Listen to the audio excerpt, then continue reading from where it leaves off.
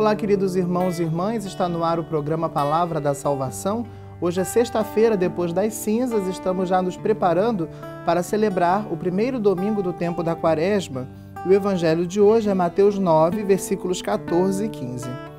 Naquele tempo, os discípulos de João aproximaram-se de Jesus e perguntaram: por que razão nós e os fariseus praticamos jejuns, mas os teus discípulos não?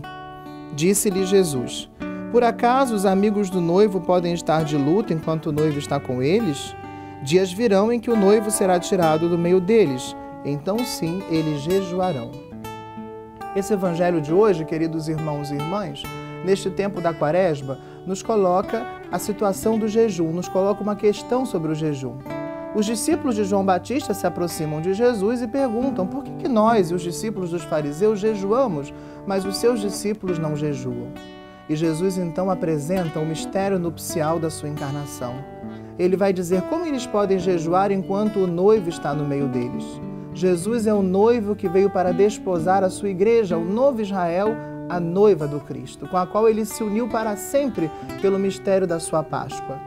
Mas Jesus diz: dias virão em que o noivo lhe será tirado, ou seja, Jesus anuncia a sua paixão, e então eles jejuarão.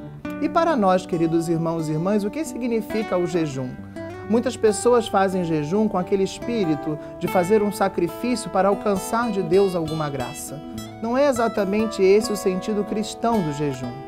Nós cristãos jejuamos com uma finalidade muito específica. Jejuamos para aprendermos a dominar os apetites do nosso corpo, para aprendermos a dominar as nossas paixões. Sendo que o desejo de nos alimentar é um desejo muito primário e ao mesmo tempo muito forte em nós, e sendo que muitas vezes nós não conseguimos dominar esse desejo, o jejum se torna um instrumento, um exercício ascético. Esse é o sentido da ascese, fazermos um exercício, se torna um exercício muito frutuoso para que, refreando a paixão que nos faz querer comer sempre mais, possamos também, em consequência, aprendermos a dominar as outras paixões.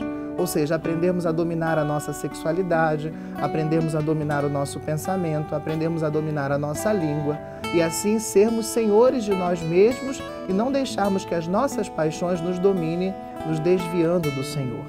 Que nós possamos pedir a Deus a graça de vivermos bem esse tempo da Quaresma, de compreendermos bem cristãomente o sentido do jejum e de vivermos bem essa prática quaresmal, a fim de podermos ter mais autodomínio, essa virtude que tanto nos ajuda a vivermos lado a lado com o Senhor, buscando na nossa vida, não simplesmente em cada momento aquilo que nós desejamos para nos dar prazer, mas aquilo que realmente pode nos conduzir para o Cristo, que é o único com o qual nós queremos estar perfeitamente unidos.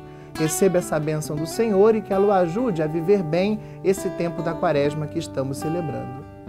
O Senhor esteja convosco, que desça e permaneça sobre você e todos os seus a bênção de Deus Todo-Poderoso, Pai, Filho e Espírito Santo.